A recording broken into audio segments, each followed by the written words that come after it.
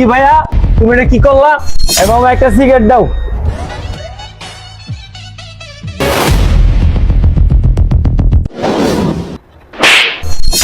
কি ভাইয়া তুমি এটা কি করলা?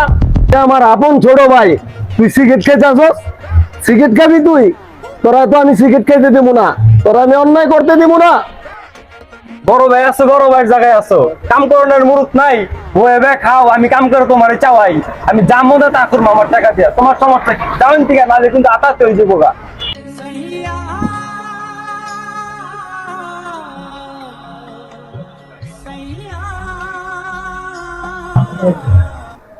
এ কামাল বন্ধু, এদিকে আয়। কি হয়েছে বন্ধু, তোর মনটা দেখি খারাপ? ছোট ভাইয়ের দ্বারা সিগারেট খাইতেছে, আমি ছোট ভাইরে যে বাধা দিলাম, তুই কদস? ছোট ভাই সিগারেট খাইতেছে, এটা অন্যায় না? আমি ছোট ভাইরে মানা করতে গেলাম, আর ছোট ভাই আমারে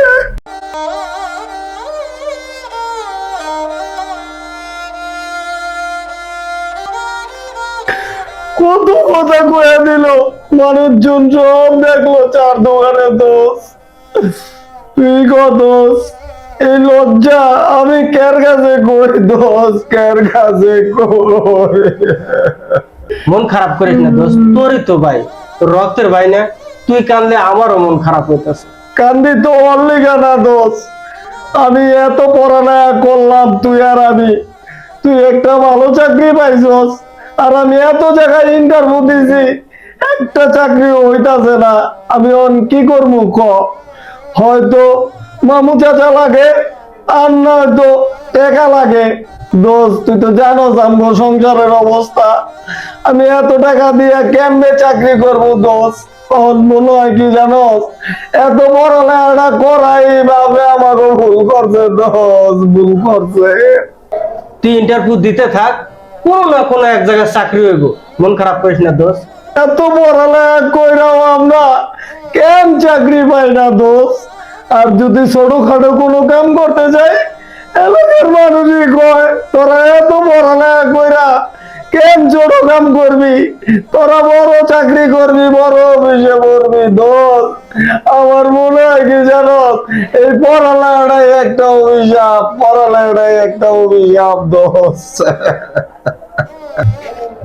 দোস্ত লেখাপড়া অভিশাপ না, তুই ইন্টারভিউ দিতে থাক, আজ না হয় কাল চাকরি হবে। হতাশ হইস না, আমি তোর কষ্টটা বুঝি বন্ধু।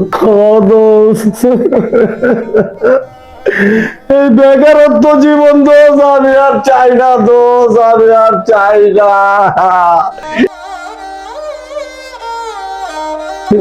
বন্ধু মন খারাপ করিস না, দুই বন্ধু অনেকদিন ধরে চা খাই না, আজকে একটা চা খেলে মন ভালো হয়ে যাবে। চল। পড়ালেখা শেষ করার পর ভালো মেধা থাকা সত্ত্বেও যারা এখনো চাকরি পায় নাই, তারাই বুঝে বেকার জীবন কতটা কষ্টের।